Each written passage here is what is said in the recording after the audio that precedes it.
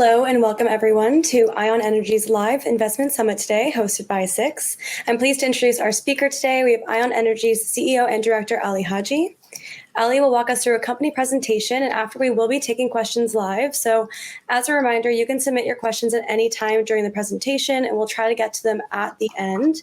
And as always, this event is being recorded and available to watch afterwards on Six.com. But without any further ado, I'll hand it over to you, Ali, to kick it off. Thank you, Dasha. I appreciate that. And thank you for everybody that's dialed in here today to take a listen to not only Ion as a story. For those of you that are new to it, I will be providing sort of a quick overview. And for our existing shareholders, of course, a recap of what we accomplished last year and what you can expect from the company for 2023. Typical disclaimer as required. For those that are new to the company, I'll sort of walk through this very quickly. I'm, of course, Ali Haji, the Chief Executive and co-founder and director of Ion Energy. I started the company back in 2017. Matthew Wood is my chairman, an individual with a fair bit of mining experience around the world, specifically in Mongolia for the last 13 years. We have representation in Asia through Wendy Lee, an ex-Noble Group employee. Half our board is Mongolian, so Bata and Enki. So, of course, that's important, irrespective of jurisdiction. And then I want to touch on very quickly some of our more lithium-focused advisory board members that have been along our journey for since the inception of the company, and those would be Paul Fornazzari. He was the original chairman of Lithium Americas, founding director at Neo Lithium, and a senior partner at Fasken that facilitated the sale of Neo Lithium to Zijin about a year and a half ago now, I suppose. So an individual that's vastly considered, or widely considered, I should say, a pioneer in the lithium brine space in the Americas. Don Haynes is our chief technical advisor. He currently assists with designing and overseeing all the exploration activities in the country of Mongolia, where we hold our assets. And he's also on the board of various other lithium companies. So an individual that, again, considered very much a pioneer in terms of lithium exploration. There's probably no spot on the globe that Don hasn't stepped on with respect to lithium exploration. Dr. Hashbat is our in-country lithium expert. He follows instruction from Don and Dr. Mark King, who we'll touch on in just a second. And then Dr. David Deek is the ex-CTO and SVP of Lithium Americas. He was also at Tesla, where he built or helped build the supply chain for Gigafactory 1 in Nevada. So we assembled a strong team right off the hop, as I think most of our shareholders know. We knew that we were at the tail end of the last lithium cycle when Ion was born. And of course, now we see prices that are well over anyone would have imagined. Let's say that, $4,000 a ton prior to the pandemic. And now prices in China hovering around the $75,000 per ton mark. We control 110,000 hectares in Mongolia. We're first movers in terms of Mongolia and lithium. We're the first brine explorer in Mongolia. And we started exploration shortly after we went public in 2020. For those that are new to our story, why Mongolia?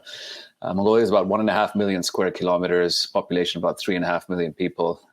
It's about 1.5 times the size of Ontario for any sort of comparison purposes. The economic growth is really accelerating. We're seeing a new, younger government very supportive of foreign investment. So much so that Rio Tinto, in the last little while here, acquired the outstanding shares of Turquoise Hill for Oyu Tolgoi, essentially equating to about an $8 billion investment into the country by a global major in the mining space. And something that's rather new to Mongolia, of course, is the entry of Chinese investors. And so Zijin, which is a Chinese global major that I mentioned earlier, acquired Neo Lithium, has entered into a strategic relationship with Xanadu in order to help fund their exploration activities and ultimate expansion of their operations in country. So that's a little new to the Mongolian story, because historically you would not have seen the Chinese directly invest in now and have that announced. We are seeing now, importantly, the Prime Minister of Mongolia is spending a fair bit of time in Beijing, trying to encourage additional investment from the Chinese, given their proximity to that border. Our advantage as a team, as I mentioned, Matthew Wood went over to Mongolia in 2009 looking for a gold company, ended up being there during the last coal boom, acquired a company by the name of Hunu Coal through an IPO in Australia, $20 million.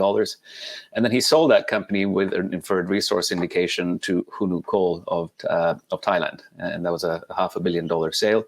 In 2016, we revisited the group, or the country, I should say, to look for a gold asset that we ultimately acquired from Centerra, and that's Step Gold, a producer in country today. 350 employees, one expat, 50,000 ounces per annum. So you can actually get work done with local Mongolians. You do not require expensive expats, and so it's a fantastic place to do business. Ion Energy, this is why we're all here today. The IPO happened in 2020. It was a $2.7 million IPO. And for those of you that have been following the story, you do know that we completed a bought deal for $5.75 million additionally back in 2021. So our flagship asset is Babayul. It's 81,000 hectares, about 23 kilometers from the Chinese border at its closest point. For a sense of scale, it's about 60 kilometers wide by 20 kilometers tall at its tallest spot. So a significant asset. We went public in August 2020, a time in which Mongolia was very much shut down for international travel. In fact, it opened up in February of last year. We spent some time on the asset conducting a very shallow drilling program. The historical results showed us an average rate of 426 ppm, a maximum rate of 811 ppm with favorable chemistry. We spent a fair bit of time drilling that asset back in 2021 in order to get a better understanding of it. But because we're first movers in Mongolia for lithium, the necessary skill set, or the skill set that you would expect to see in Chile, Argentina, Bolivia, Nevada, or anywhere else that you currently have lithium exploration or production, did not exist in Mongolia. And so we opted to get a sense of this behemoth of a license by using an auger program. We did so with 222 holes. We found a grade of 1,502 ppm at our highest spot at AU17, which is almost double the 811 that was historically found. And then importantly, we also found a very promising copper nickel discovery by the name of Victory. It spans about 2.5 by 2 kilometers, and we will focus our exploration efforts on Babayul later this year, or perhaps early into next. And the reason for that, of course, is Urgak Naran. Urgak Naran is an asset that we acquired before we concluded right around the time that we concluded our bought deal with PI Financial and Stifel GMP. It's in Dorngovia province, about 150 kilometers from the Chinese border. And it's very much a basin in a typical sense, very similar to what you would expect to see in Chile, Argentina, or Bolivia for that matter. So understanding that the country had opened up last year, Don, myself, Mark, and the rest of the team prepared an exploration program to get out to country and actually get to work on Urgak Naran. We went out there in April of last year. We collected a surface sample of brine that measured 918 milligrams per liter lithium. Of course, if you compare that to numbers in LATAM, it would very much be a tier 1 grade. Not to say that would be the grade at depth, but very promising indeed. And that forced us, or encouraged us rather, to get started on a drilling program. There was an auger program, but also a TEM geophysics program. TEM geophysics is a process or methodology or technology that is used very widely in the lithium space to get a better understanding of low resistivity zones beneath surface, because these salars have a body of brine beneath the surface. They're not on surface. The TEM study that we did in country showed us that we have resistivity starting at about 0.2 ohm, going all the way up to about 500 ohm, but very similar to what you would expect to see in the lithium triangle. We then opted to do, and that's just a quick picture of our exploration camp and myself, Don, Mark, and Enki on site. Some commentary there from Dr. Mark King, speaking to the similarity between what we have at Urgak Naran and what he's seen in South America and Nevada. So those 8 lines that we did initially with the 0.2 ohm were encouraging enough to tell us to do a 9th line. So we did a 16-line kilometer TEM survey across the previous 8 lines, and that gave us a rather exciting result. It showed us that at half an ohm, we have a 9.9 billion cubic meter low resistivity aquifer. And half an ohm is extremely conservative for any junior mining company out there. At 6.5 ohm, we had 22.7 billion cubic meters of low resistivity volume beneath surface. That, of course, even at 6.5, again, a bit more conservative than everybody else, but this is indicative of a large brine body beneath surface. And if you were to look at some of the grades, and very conservatively again, say that you have 100 milligrams per liter, you're looking at anywhere between 9.9 and 22.7 million ton lithium carbonate equivalent potential at Urgak Naran. It's of our view that anything above 10 million ton justifies the capex to bring an asset to production. And so we're down the path of better understanding this, and we'll talk about what we accomplished during the drilling program last year. We went out to site. I was in Mongolia 3 times last year. My technical team was there twice, and I think we've shared updates with those that follow us with respect to the progress that has been made. We completed 3 diamond core holes. I will share the results in the following slide, but we also started 3 water wells that are 10-meter step out from our existing diamond wells, and those have shown really good lithology in terms of gravelite porous zones, tufaceous sand zones. So we're expecting a fair sense of porosity. The water wells that are being drilled, in fact, 2 have been completed. The 3rd should be completed in and around the middle or end of February. Those go down to the same depth as the diamond holes, but they were done with a 6-inch tricone bit. We inserted 4-inch slotted stainless steel pipes with gravel casings. We've acquired balers from Solins, as well as various other equipment that is currently sitting on site that will be deployed sort of mid to end of February into early March, given it is rather cold.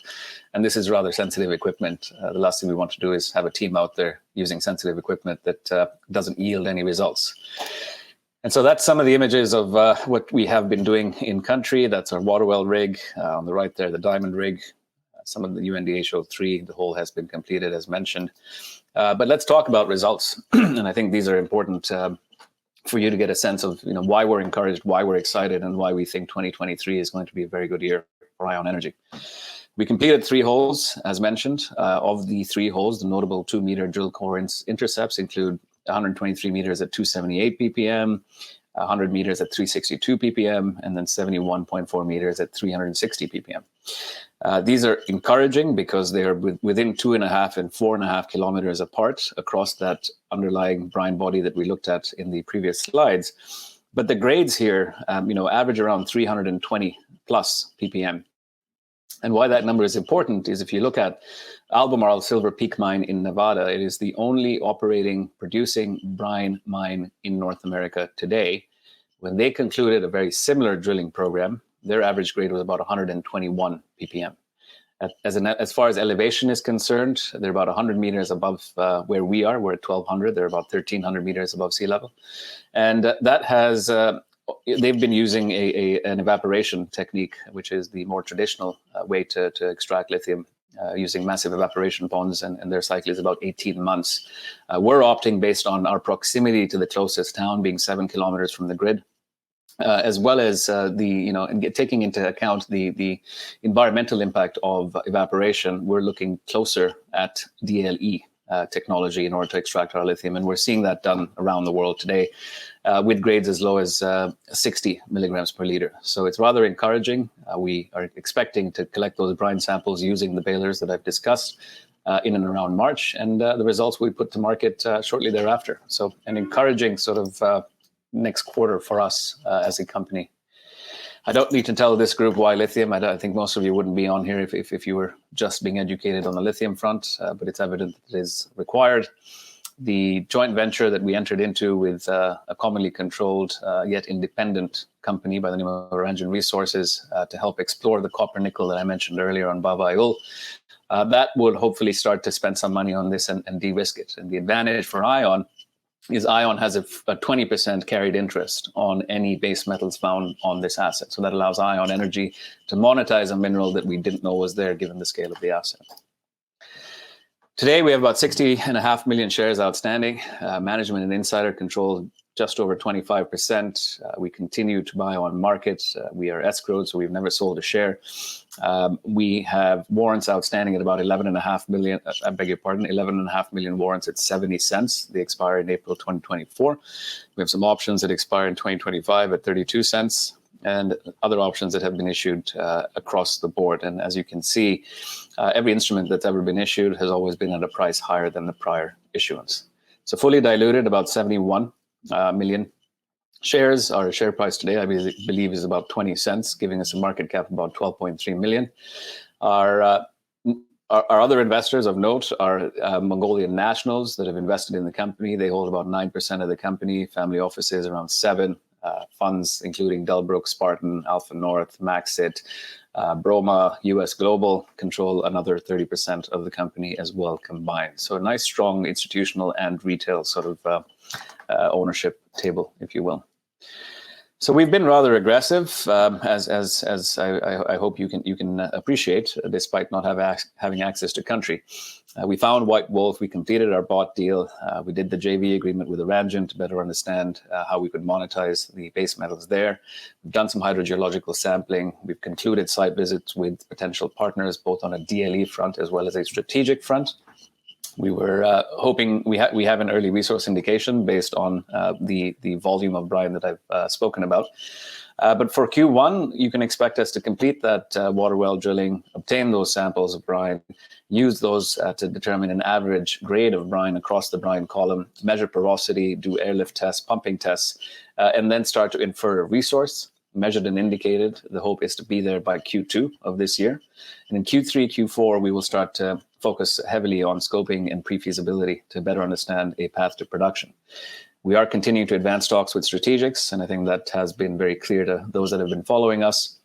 And we will, of course, update the market when there's something to share on that front.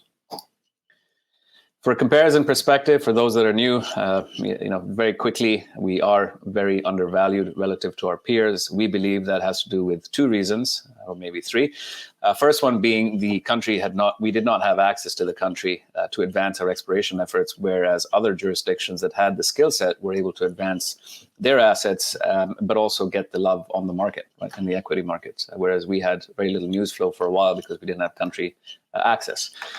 Beyond that, we're first movers, so we don't have a proximity play. We can't point at Albemarle or SQM or a neighbor that says, "Hey, we're sharing a border with these guys, or we're on the same aquifer." And so as a result, you have no comparison unless you look at the technical information, and that's where the gap is. So once we start to move towards inferred resource, measured and indicated, then you can truly compare apples to apples, and hopefully the example I gave you with Albemarle Silver Peak and our grades relative to what they've seen historically has proven, or at least helps you better understand, that we are in fact undervalued. So we do sit on the bottom of the value chain, but we're not concerned about that. We've been executing, and we will continue to do so. And as we start to move towards inferred resource, I think the market will give us the necessary equity love. So kept it nice and brief for those that already know our story, and hopefully for those that are new to our story, you have enough information to pique your interest. And there's my contact detail for both existing and new investors to get in touch with me at any time. So thank you very much, and Dasha, over to you. Great. Thank you so much, Ali. We're going to move on to the live Q&A, so continue to submit your questions if you have them. Ali, you've talked a lot about really exciting things that are in store for ION and in anticipation of the resource indication this year. Realistically, what are the potential operational challenges that you may encounter along the way, and how are you preparing for them? I think the one key sort of challenge that we've faced has been with respect to government announcement of Canada. So the Canadian government announced that they would be forcing 3 companies to ensure that any Chinese investment in those organizations would have to divest. And that, of course, given we're 23 kilometers from the Chinese border, has sort of slowed things down a bit for us. But it is our view and the view of our council that we will not be affected. And I think some of the examples that I give when I'm on some of these calls or conversations with investors is, you have to think about it very much like you would, say, the oil sands in Alberta and the oil from there being shipped over to Saudi Arabia. It doesn't make sense. Whereas the vast majority of the world's lithium is being consumed by those that are in China. And so our expectation is that we would not have any pushback, and it's been quite evident as well with respect to Xanadu Mining and Zijin. They announced something about a month ago, and the government of Canada let that happen. So I think they may have moved a bit too fast with respect to the decisions that they made, and that's the one operational issue that we had to deal with alongside the cold weather. So you can't go out there with very sensitive equipment and expect individuals to be able to operate in minus 35 when they have to be extremely sensitive. So hopefully that answers the question. Yeah, thanks. And can you tell us a bit more about the growing global confidence in investing and working in Mongolia? Yeah, absolutely. I think, the Rio Tinto example that I gave our listeners earlier, that's a prime example of a very major group doubling down on their investment in a jurisdiction that most, either don't know about or have been uncomfortable about because of previous sort of misgivings on both sides, public and private, with respect to doing business in country. The new government there is very pro foreign investment. As I mentioned, he spent a fair bit of time in China, trying to encourage investment from there. Last time I was there, I bumped into the Indian government, and they were looking at Mongolia. So you're now seeing more and more organizations pay attention to Mongolia. Mitsubishi has a presence there. They built the airport. The Koreans, Samsung and LG have had the longest standing offtake agreement in the world with Mongolia. So it is a nation that we believe has potential. It's one that we're long on, and it's one that now we've been in for about 13 years. That's great. Barry's asking, when would you announce something on the strategics? Hey, Barry. Thanks for joining. Like I said, we've had a few conversations. We will announce something with to the market as soon as it is material. We continue to have various conversations with a number of strategics from around the world, Asian, European, LATAM, and otherwise. So we're pursuing that goal, and we'll announce it as soon as it's material. And I will give you a ring sometime next week, Barry. Thank you. Great. Lithium supply continues to be top of mind for the industry. What is your prediction for the ongoing supply crunch dilemma? I think it's going to continue. More and more countries are moving towards a cleaner, greener future. I think if anybody's following the news, and hopefully we all are, a number of countries are reporting heat waves. You look at Europe, for instance, it's the hottest winter on record. There was no snow in Davos, where the vast majority of the world's billionaires are meeting today. So climate change is a big problem. Electrification is the only way that we move away from this.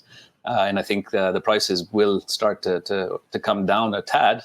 Nobody has that crystal ball and can't tell you exactly where it's going to go to. But currently the margins are strong, and that's going to encourage more and more folks to go out there and look for lithium to bring it online. And as more supply comes on board, of course, that price will start to dip as well. As you said, ION's very actively engaged in strategic partnership discussions. Are you seeing a shift in Chinese interest? And the headlines seem to imply that consumer demand for EVs and lithium prices are softening in China with a decrease in government incentives. Mm-hmm. They certainly are. And I think, that has a lot to do with, the country was locked up for close to 2 years, zero COVID and all. So if you're measuring who's buying cars, and if you're stuck in sort of your city, you're probably not going to be going out there and buying a new vehicle because there's nowhere to go. So there's a bit of a lag effect with respect to the prices, or rather the demand slowing down in China. There's also, of course, inflation and various other items that would affect that consumer spending. But I think we're now in this state where the vast majority of conversations I'm having are telling me that China's open. That's affecting the global markets. Folks are now inviting us to China to visit them in person, and I think that'll start to change quite quickly. But strategic interest from China did dip, based on what I said in my first answer to the first question, which is a result of Minister Champagne's announcement on critical metals. But now that's been abated. We don't see that affecting us as ION Energy. It makes sense when a country looks to secure its own critical metals within its own border. But when you step outside of your jurisdiction, it opens up a whole can of worms. And I think, as I said, the government moved quicker than they should have without thinking that through. Got it. Dimitri says, thank you for the presentation. Do you already have some plans to test DLE sorbents and DLE technology? And will this process start in 2024 or later? So yes, absolutely. We are in conversation with various DLE partners, some that may want to become equity partners to help us along the way. But others that may want us to purely use their technology for processing. And so as a result, we have spoken with a number of them, and we will start sending brine samples out of the country to those various DLE providers as soon as probably around April. So around April, the first 20 liters to each one of those DLE technology partners will get out. And then as they have some success in their labs, then we're talking cubic meters. But that's going to happen this year. Oh, wow. Great. Stephen's asking, once the water monitoring wells are completed, can you please give your expected timetable of collecting samples and releasing assay results? Sure. So around the first week of March is when we get the team out there. As I said, the third water well is about halfway done, and it should be complete in and around the end of February. So the beginning of March, it starts to warm up a fair bit. They deploy the balers.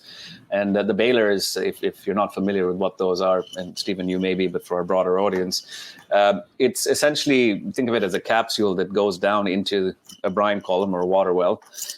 seals off at a certain depth and then brings that brine up in exactly the same chemical composition that it would have been in that depth without mixing along with the brine on surface or along that brine column. And of course, the denser the brine, the higher the chemical or metallic content. So the higher grade stuff is more than likely at the bottom. And you collect those brine samples from various intercepts, call it 20 meters, 10 meters, whatever it may be, but you're getting a sense of your average grade across the entire brine column. And so that will, you're not collecting, 300 samples per hole. You're collecting, if the hole is 300 meters and your intercept's 100 meters, that's 10 samples. And so the lab in Mongolia can turn that around pretty quickly. So as soon as we ship our first brine to the lab, of course, that may take anywhere between 10 and 14 days to provide assay to market. All right, thank you. I don't see any more questions, but I will say if you do have any questions following this summit, feel free to reach out directly to Ion Energy. Ali's contact is on the slide there, so feel free to ask questions. Another question just came in, actually, so before we close up, Jesse's asking, when do you anticipate you will need to raise money? That, in our view, would likely be in and around a couple of quarters from today. So the exploration program that we've concluded on site, including the water holes and the sort of the heavy lifting with the diamond holes, that's been paid for. So there is no more overhang there from a cash perspective. Our burn rate has been reduced as a result of that. We're not spending a fair bit on the balers being pulled up. That's going to cost us close to nothing in relative terms, as will SGS samples. So we have enough funding to keep us going on a G&A basis for at least the next 6 months. And Jesse, I see your question there. How do we plan to raise money? A number of different ways. And I think one of the questions that people have put out there is what are, what's, I didn't realize it was Stephen Ralston. Hey, Stephen. Jesse, how we plan to raise money? We talked about strategics, right? So we're focusing on strategics because a strategic partner that comes in has skin in the game and would ultimately would want to have the company be successful. And so that's one of many paths that the company is currently considering. Great. I think we'll wrap up there. There's obviously more information on Ion Energy's website, so ionenergy.ca. And as I said, if you have any further questions, feel free to reach out directly to Ali. Thank you so much for the presentation, Ali. I'll pass it back to you if you have any final remarks before we close out. Sure. Just a quick closing statement. Thank you all again for your time, and thank you for joining us here today. Hopefully that was insightful to our new and prospective shareholders, and for our existing shareholders. Thank you very much for your support and your faith in the company.